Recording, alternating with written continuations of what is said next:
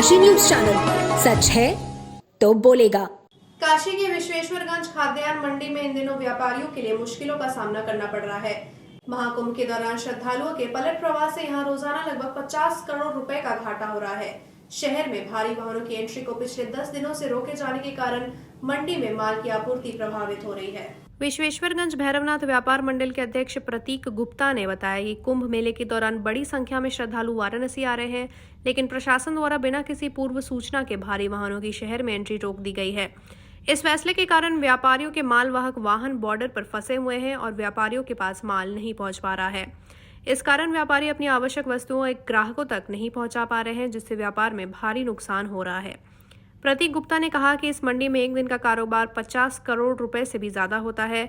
ऐसे में माल की आपूर्ति बाधित होने से व्यापारी वर्ग गंभीर संकट में है। उन्हें अपनी दुकानों के लिए माल नहीं मिल पा रहा है और आगे की स्थिति भी चिंताजनक बनी हुई है।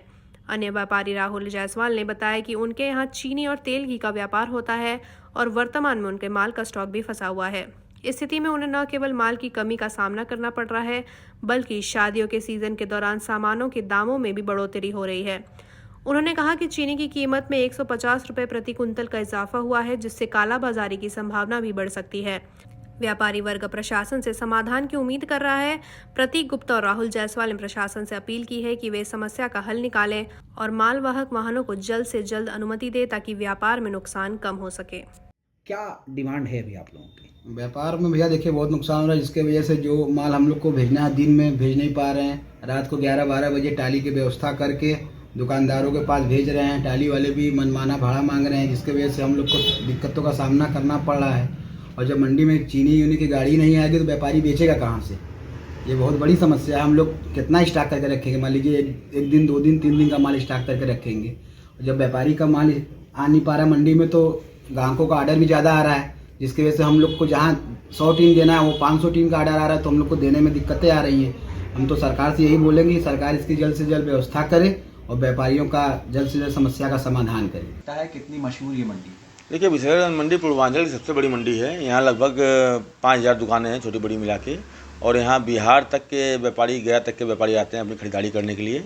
और ये पूर्वांचल की सबसे बड़ी खाद्यान्न मंडियों में शामिल है। महाकुंभ का पलट प्रवाह है।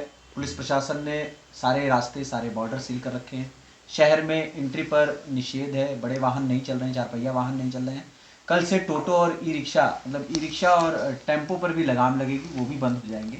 देखिए, जो अभी पलट प्रवाह की बात आपने की है, इसी कारण से सारी नो एंट्रियों को उस समय बंद कर दिया है। एंट्री कोई भी शहर में बड़ी गाड़ियां नहीं आ रही हैं, जिससे किल्लत की स्थिति बनने जा रही है। बहुत जल्दी ऐसा ना हो कि प्रशासन को भी समझ में आए देर में कुछ, क्योंकि करोड़ों लोग जो यहाँ आएंगे वो खाएंगे क्या?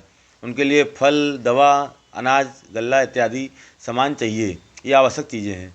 तो अगर इसकी आवाजाही नहीं होगी, इसको रोक दिया जाएगा, तो आने वाले समय में लगता है स्थिति पैनिक हो जाएगी कुछ। तो क्या मांग करेंगे आप प्रशासन से? तत्काल प्रभाव में इसमें बड़े व्यापारी नेताओं के साथ बैठ के एक सुझाव लेना चाहिए और इसको आवागमन सुचारू रूप से चालू करना चाहिए। पूर्वांचल की खबरों से जुड़े रहने के लिए आज ही सब्सक्राइब करें हमारा YouTube चैनल डनकाशी। और हाँ, लेटेस्ट अपडेट्स के लिए बेल आइकन को प्रेस करना ना भूलें। और आपके पास है कोई जानकारी या है कोई सूचना, तो हमारे दिए गए नंबर पर आप हमसे संपर्क कर सकते हैं।